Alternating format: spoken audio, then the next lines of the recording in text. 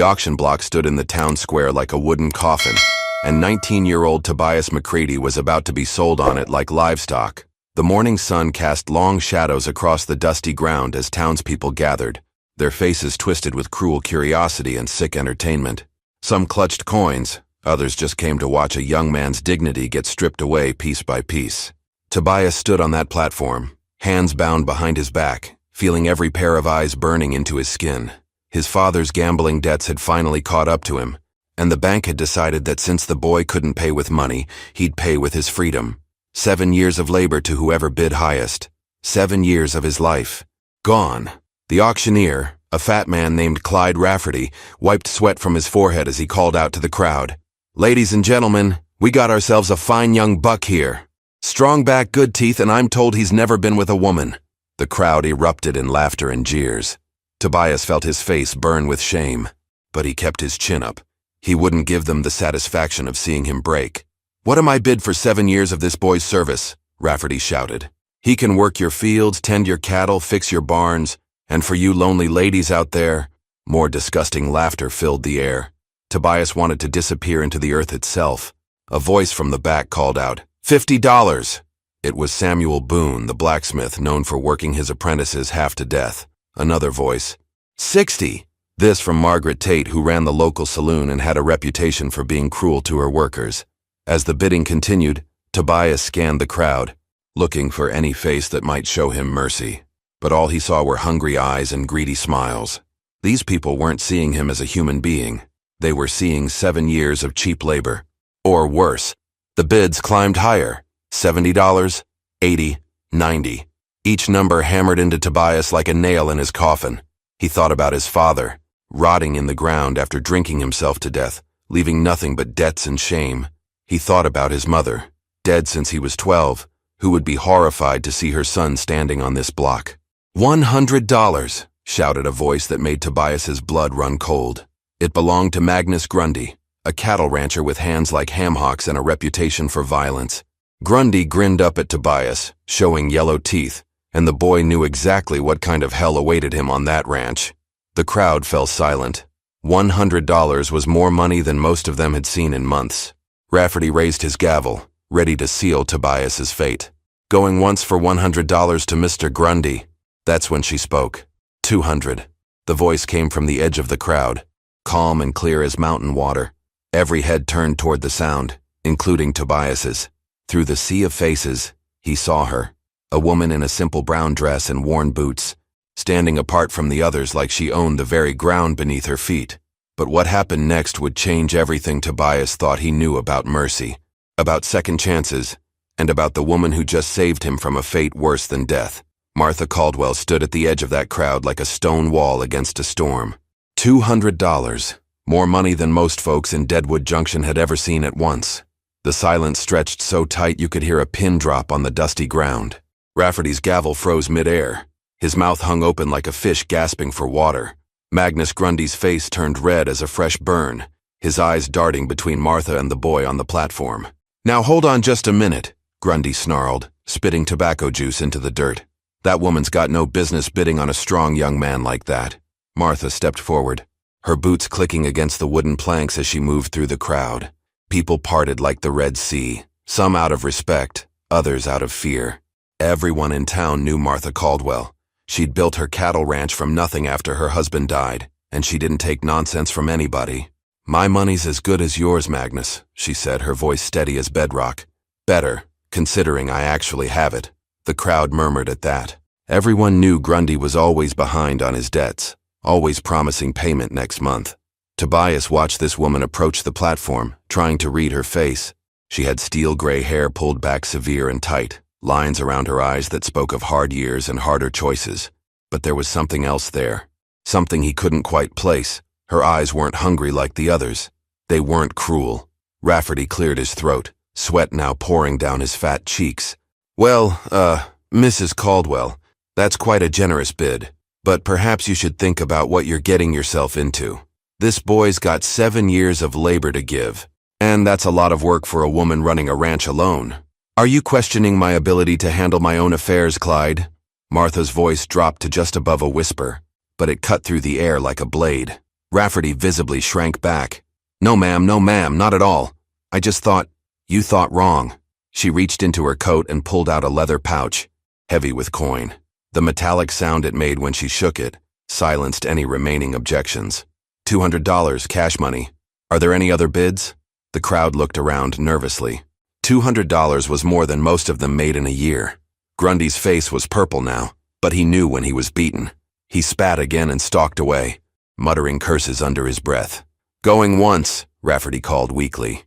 Going twice. He looked around desperately, hoping someone else would bid. But the silence stretched on. Sold to Mrs. Martha Caldwell for $200. The gavel came down with a sharp crack that seemed to echo through Tobias's bones. Just like that, his fate was sealed. But instead of the crushing despair he'd expected, he felt something strange. Relief. This woman had saved him from Magnus Grundy's ranch. But why? What did she want with him? Martha counted out the money with careful precision, placing each coin in Rafferty's sweaty palm. The crowd began to disperse, disappointed that their entertainment was over. Some shot curious glances at Martha and Tobias, already starting the gossip that would spread through town like wildfire. When the transaction was complete, Martha walked over to where Tobias stood. Up close, he could see the deep lines in her face, the calluses on her hands, the way she carried herself like someone who'd fought for everything she had. She looked him up and down, not like she was examining property, but like she was trying to see inside his soul. Can you ride? She asked simply. Yes, ma'am, Tobias replied, his voice hoarse from the morning's ordeal. Good. We've got a long way to go. She turned toward where a horse and wagon waited at the edge of the square. And boy? She paused, looking back at him with those unreadable eyes. Whatever you think you know about why I bought you, you're wrong. As they walked toward her wagon, Tobias couldn't shake the feeling that he'd just stepped from one mystery into another. And somewhere deep in his gut, he sensed that Martha Caldwell was harboring secrets that ran deeper than any mine shaft. The wagon wheels creaked against the rocky trail as they left Deadwood Junction behind. Tobias sat beside Martha on the wooden bench, his wrists still raw from the ropes that had bound him at the auction. The morning sun climbed higher, casting harsh shadows across the desert landscape that stretched endlessly before them. Martha hadn't spoken a word since they'd left town. She kept her eyes fixed on the trail ahead, her weathered hands steady on the reins. The silence between them felt heavier than the desert heat pressing down on their shoulders. Tobias stole glances at her, trying to understand what kind of woman pays $200 for a stranger. After an hour of nothing but creaking wheels and horse hooves, Tobias finally broke. Ma'am, if you don't mind me asking, why did you bid on me? His voice came out smaller than he'd intended, like a child asking why the sky was blue. Martha's jaw tightened, but she didn't look at him. You got questions, boy. That's natural, but some answers cost more than others. Right now, all you need to know is that you're not going to Magnus Grundy's ranch, and that's a blessing you should count. But $200, Tobias persisted. That's more money than most folks see in their whole lives. You could have bought 5 horses or cattle, or I could have let that animal Grundy work you to death in his mines. Her voice cut through the air like a whip crack. You think I don't know what he does to the boys who work for him? You think the whole town doesn't whisper about the ones who go to his ranch and never come back? A chill ran down Tobias's spine despite the heat. He'd heard rumors about Grundy's place, dark stories told in hushed voices, boys who disappeared, accidents that weren't really accidents, workers who tried to run and were found weeks later, if they were found at all. So you saved me, Tobias said quietly. But why? You don't even know me. For the first time since they'd left town, Martha looked at him. Her gray eyes held something that made his chest tighten. Not kindness exactly, but not cruelty either. Something deeper. Something that looked like old pain. 7 years is a long time, she said finally. Long enough for a boy to become a man if he's willing to work for it. My ranch needs strong hands, and you need a place where you won't get yourself killed before you're 25. The wagon hit a rut in the road, jarring them both. Martha steadied the horses with practiced ease, but Tobias noticed how her knuckles went white on the reins. She was nervous about something, though she was trying hard not to show it. What kind of work? He asked. Cattle, fence repair, building, whatever needs doing. She paused, seeming to weigh her next words carefully. And maybe, if you prove yourself worthy of trust, I'll teach you things that'll serve you well when your 7 years are up. What kind of things? Martha smiled for the first time since he'd met her, but it wasn't a happy expression. It was the kind of smile someone wore when they were thinking about ghosts. How to survive in a world that wants to grind you up and spit you out. How to stand your ground when everything's falling apart around you. They crested a hill, and Tobias saw it in the distance. A ranch house, sitting in a valley like a wooden fortress, surrounded by green pastures that seemed impossible in this desert landscape. Smoke curled from the chimney, and cattle dotted the fields like brown and black specks. "That's home," Martha said simply. But as they descended toward the ranch, Tobias couldn't shake the feeling that Martha Caldwell was hiding something terrible. Something that explained why a successful rancher would pay $200 for a boy she'd never met, and why she kept looking at him like she was seeing a ghost. The Caldwell Ranch stretched out before them like something from a dream. Green pastures fed by underground springs, sturdy barns that looked like they could weather any storm, and a two-story house that spoke of prosperity earned through blood and sweat. But as their wagon rolled through the main gate, Tobias noticed something that made his skin crawl. The place was too quiet, too empty. No ranch hands working the fields, no voices calling out morning greetings, just silence and the sound of their wagon wheels on packed earth. For a spread this size, there should have been a dozen men working. Instead, it felt like a ghost town. Martha pulled the wagon up to the house and climbed down without a word. Tobias followed, his legs stiff from the long ride. The wooden porch creaked under their feet as she led him to the front door, but she paused with her hand on the handle. "Before we go inside," she said, her voice harder than it had been on the trail, "we need to get something straight. This ranch operates on respect and hard work. You pull your weight, you'll be treated fair. You slack off, cause trouble, or try to run." She turned to face him, and her gray eyes had gone cold as winter stone. "Well, let's just say Magnus Grundy won't be the worst thing that ever happened to you." Tobias nodded, though his mouth had gone dry. "Yes, ma'am." "Good." She opened the door and gestured for him to follow. "Your room's upstairs, second door on the right. Get yourself cleaned up and meet me in the kitchen in 10 minutes. We've got work to do." The inside of the house was as impressive as the outside. Polished wood floors, furniture that looked like it came from back east, and windows that let in streams of golden sunlight.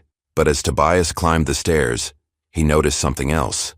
Family portraits lined the hallway, but in every single one the faces had been scratched out with something sharp, deep gouges in the canvas where eyes and mouths should have been. His assigned room was simple but clean. A bed, a washstand, and a small window that looked out over the pastures. He splashed water on his face and tried to make sense of what he'd gotten himself into. A rich widow living alone on a ranch that should need a dozen workers but seemed to employ none. Destroyed family portraits. And those eyes that looked at him like he was someone else entirely. 10 minutes later, he found Martha in the kitchen, standing over a pot of coffee that smelled like heaven itself. She'd changed from her auction clothes into work pants and a cotton shirt, and with her hair loosened, she looked younger, almost vulnerable. "Sit," she commanded, pouring him a cup of coffee.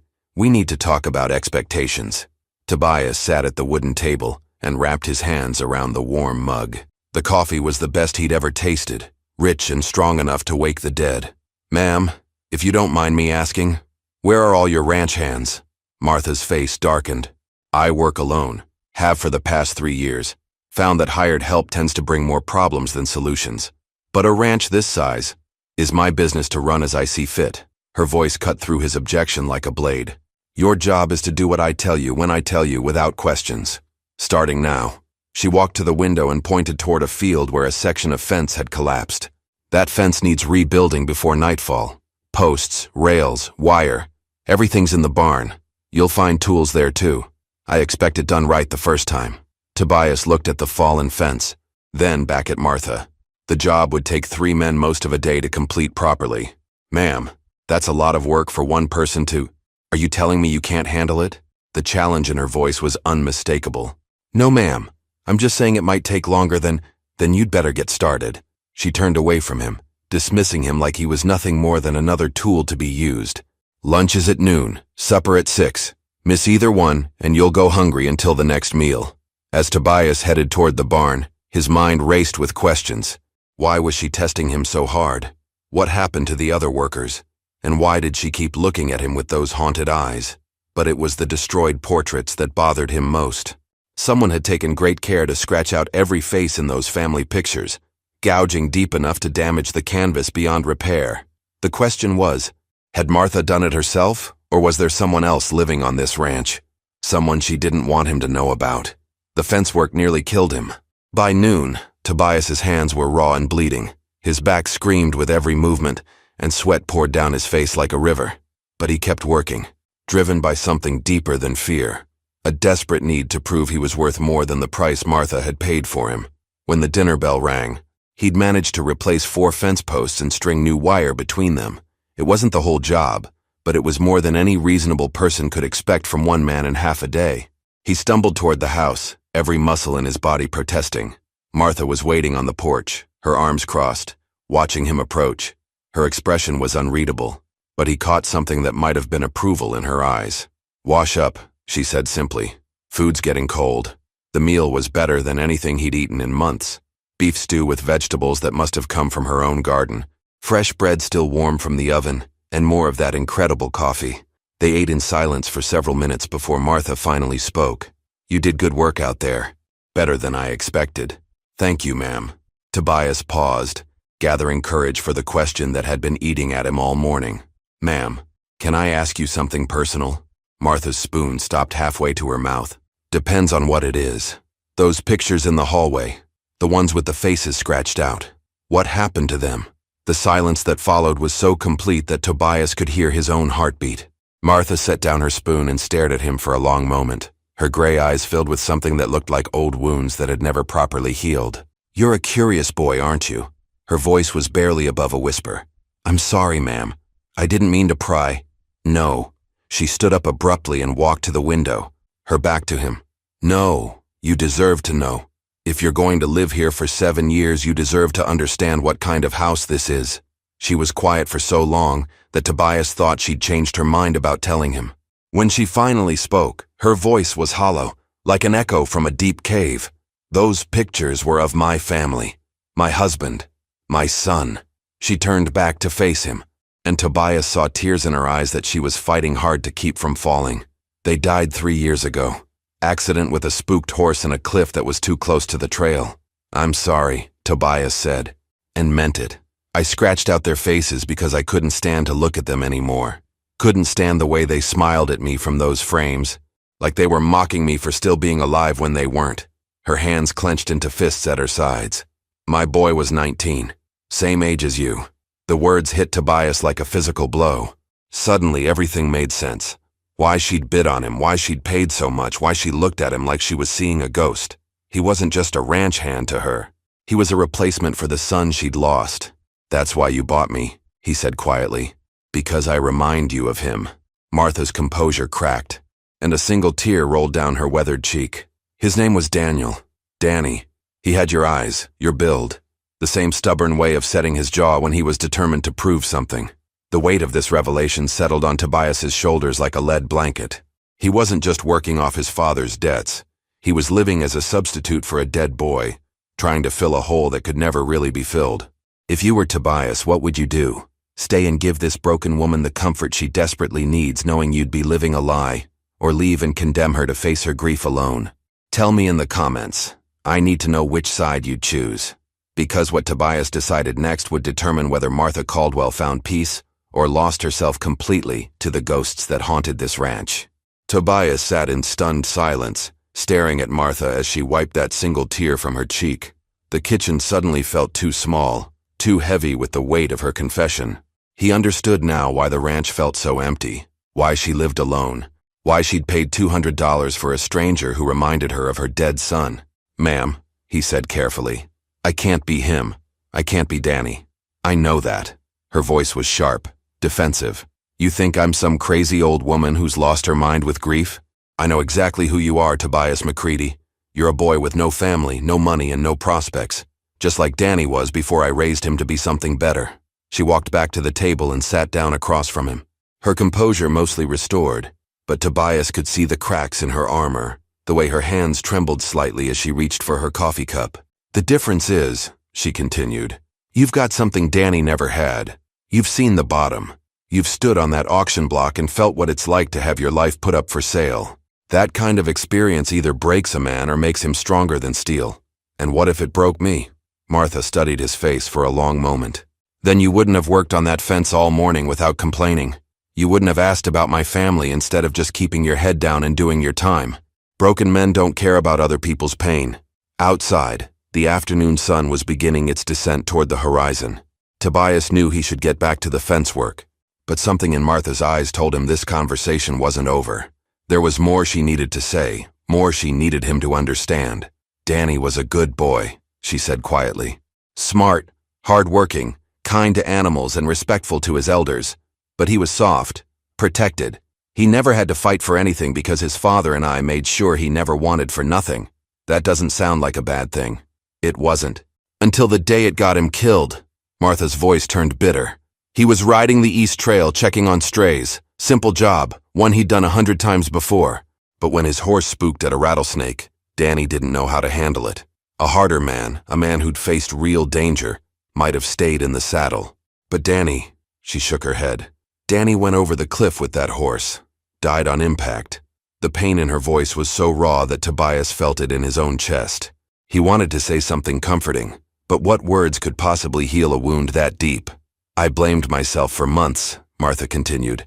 Told myself that if I'd been a different kind of mother, if I'd let him face some hardship, learn to handle trouble, maybe he'd still be alive. Maybe he'd have been strong enough to survive what killed him. You can't know that. No, I can't. But I can make sure the same thing doesn't happen to you. She leaned forward, her gray eyes intense. 7 years, Tobias. 7 years to turn you into the kind of man who can survive anything this world throws at him. The kind of man Danny should have been. Tobias felt the weight of her expectations settling on his shoulders.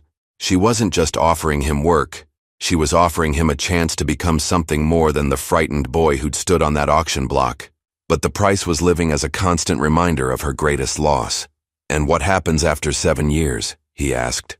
After 7 years, you'll be free to go wherever you want, do whatever you choose. But you'll go as a man who knows his own worth, not as a boy running from his father's mistakes. Thunder rumbled in the distance, and through the window, Tobias could see dark clouds gathering on the horizon. A storm was coming, and something told him it was going to be a bad one. There's something else, Martha said, her voice dropping to almost a whisper. Something I haven't told you about this place, about why I really live alone. The way she said it made Tobias's blood run cold. Whatever she was about to reveal, it was going to change everything he thought he knew about Martha Caldwell and the ranch that was now his home. And as the first drops of rain began to patter against the windows, he realized that some secrets were darker than others. The rain hammered against the kitchen windows like angry fists as Martha's words hung in the air between them. Tobias could feel his heart pounding in his chest, and something deep in his gut told him he wasn't going to like whatever she was about to reveal. The reason I live alone, Martha began, her voice barely audible over the storm, isn't just because I prefer it that way. It's because the last 3 ranch hands I hired, they didn't work out. What do you mean they didn't work out? Martha stood up and walked to a cabinet in the corner of the kitchen. She opened it and pulled out a bottle of whiskey, pouring herself a generous measure. Her hands were shaking again. The first one was a man named Carter Willis. Big fellow, strong as an ox, came highly recommended from a ranch up north. He lasted 2 weeks. She took a sip of whiskey and winced. Found him one morning in the barn, beaten to death with his own shovel. Tobias felt the blood drain from his face. Beaten to death? By who? That's what I asked the sheriff. That's what I asked myself every night for months afterward. Martha's eyes had gone distant, like she was seeing something terrible that only she could perceive. No signs of robbery, nothing missing. Just a good man dead for no reason anyone could figure. The thunder crashed overhead, making both of them jump. Lightning illuminated the kitchen in stark white flashes, casting eerie shadows on the walls. The second man was named Pete Jameson. Younger fellow, probably around your age. He'd been working here about a month when it happened. Martha took another drink, larger this time. Found him at the bottom of the well. Sheriff said he must have fallen while drawing water, but Pete was careful. Too careful to just fall. And the third? Marcus Reed. Lasted longest of all, almost 3 months. I started to think maybe whatever had happened to the others was just bad luck. Coincidence. She laughed, but there was no humor in it. Then one night I heard screaming from the bunkhouse. By the time I got there with my rifle, Marcus was gone. Just gone. Like he'd vanished into thin air. Tobias's mouth had gone completely dry. Did you find him? 3 days later. Or what was left of him? Martha's voice was barely a whisper now. The animals had gotten to him by then. but the sheriff said it looked like he'd been dragged for miles. Rocks, thorns, cactus, scraped raw all the way down to bone in places. The implications of what she was telling him hit Tobias like a physical blow. 3 men dead. 3 unexplained deaths on the ranch where he now lived, where he was bound to work for 7 years. "Ma'am," he said slowly, "are you telling me there's someone out there? Someone who's been killing your workers?" Martha met his eyes, and what he saw there chilled him to the bone. "I don't know what's out there, Tobias. I wish I did. All I know is that good men keep dying on my land, and I can't explain why." Lightning flashed again, and in that brief moment of illumination, Tobias could have sworn he saw a shadow move past the kitchen window. But when the darkness returned, there was nothing there. "Then why did you bring me here?" he asked. "Why put me in danger?" "Because maybe you're different. Maybe you're strong enough to survive whatever's out there." She finished her whiskey in one gulp. "Or maybe I'm just a foolish old woman who can't stand to be alone anymore." A sound came from outside, a low, keening wail that didn't sound quite human. It could have been the wind, but the way Martha's face went white told Tobias it wasn't. "What was that?" he whispered. Martha was already moving toward the rifle rack by the door. "That," she said, pulling down a lever-action Winchester, "is why we lock the doors at night, and why you're going to sleep in the house instead of the bunkhouse." Another wail echoed across the ranch, closer this time, and through the rain and thunder, Tobias heard something else, the sound of footsteps on the wooden porch outside. Someone was out there, someone who'd been waiting for him to arrive. The footsteps on the porch stopped directly outside the kitchen door. Martha gripped her rifle with white knuckles, and Tobias could hear his own heartbeat thundering in his ears. The silence stretched between the thunder crashes, heavy with the promise of violence. Then came the knock. 3 deliberate raps on the wooden door.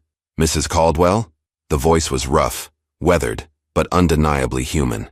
"It's Sheriff Briggs." "Open up, please." Martha's shoulders sagged with relief, but she didn't lower the rifle. "How do I know it's really you, Sheriff?" "Because I'm standing in a goddamn thunderstorm asking politely instead of kicking down your door. Now let me in before I drown out here." Martha unlocked the door and pulled it open. Sheriff Briggs stepped inside, water streaming from his hat and coat. He was a lean man with gray hair and tired eyes that had seen too much. His gaze immediately found Tobias. "So this is the boy from the auction," Briggs said, removing his hat and shaking off the rain. "Heard you paid quite a premium for him, Martha." "My business is my own, Sheriff." Martha's voice was carefully neutral. "What brings you out here in weather like this?" Briggs looked between Martha and Tobias, seeming to weigh his words carefully. "Found something today. Something I think you both need to see." He reached into his coat and pulled out a leather satchel, worn and stained with age. "Recognize this?" Martha's face went pale. "That's Danny's. He had it with him the day he—" She couldn't finish the sentence. "Found it this morning in a cave about 2 miles from where Danny died, along with some other things." Briggs opened the satchel and carefully removed several items: a gold pocket watch, a silver ring, and what looked like torn pieces of clothing. These belonged to Carter Willis, Pete Jameson, and Marcus Reed. The kitchen fell silent except for the rain beating against the windows. Tobias felt sick to his stomach as the implications became clear. "Someone's been collecting trophies," Briggs continued. "Someone who's been killing on this ranch for years, and I think I know who." Martha's rifle clattered to the floor. "No, Danny died in an accident. His horse spooked and—" "Martha," Briggs's voice was gentle but firm. "Danny didn't die in any accident, and he didn't die 3 years ago." The world seemed to tilt sideways. Tobias grabbed the back of a chair to steady himself as Martha stared at the sheriff in shock. "That's impossible. I buried my son. I saw his body. You buried someone. But it wasn't Danny. The body was too damaged to identify properly, and you were too grief-stricken to look too close." Briggs pulled out a final item from his coat, a recent photograph. "This was taken yesterday in Tombstone. Recognize him?" Martha took the photograph with trembling hands. It showed a young man with wild eyes and an unkempt beard, but the face was unmistakably familiar. It was Danny Caldwell, older and harder, but very much alive. He's been living rough in the desert, coming back here at night to hunt. The cave was full of evidence, bones, personal effects, things he'd taken from his victims. Your son isn't dead, Martha. He's become something else. Something that kills for pleasure. Martha collapsed into a chair, the photograph falling from her nerveless fingers. But why? Why would he do this? Some men just break, and they break bad. Could have been the isolation. Could have been something that happened out there in the desert. All I know is that Danny Caldwell has been murdering every man who tries to work this ranch. Tobias found his voice. And now I'm here. Briggs nodded grimly. Now you're here. And he'll come for you too, probably tonight. The storm will give him cover. As if summoned by the sheriff's words, that inhuman wail echoed across the ranch again, closer than before. But now Tobias could hear it for what it really was. Not the cry of some unknown monster, but the hunting call of a man who'd lost his mind to blood and madness. What do we do? Martha whispered. Briggs checked his sidearm and looked toward the windows. We wait. And when Danny comes home, we do what should have been done 3 years ago. Outside, the footsteps began again, circling the house like a predator stalking its prey. Danny Caldwell had returned to claim his next victim, but this time he wouldn't find a helpless ranch hand alone in the dark. This time, he'd find his mother waiting with a rifle, and the truth she'd been too broken to see. The storm raged on, and in its fury, 3 people prepared for a confrontation that would finally put the ghosts of the Caldwell Ranch to rest. If you enjoyed this story, subscribe to our channel for more tales from the Old West that will keep you on the edge of your seat. Now click on the video on the screen to hear a story even better than this one, with a twist so powerful you won't forget it anytime soon. Click on the video now.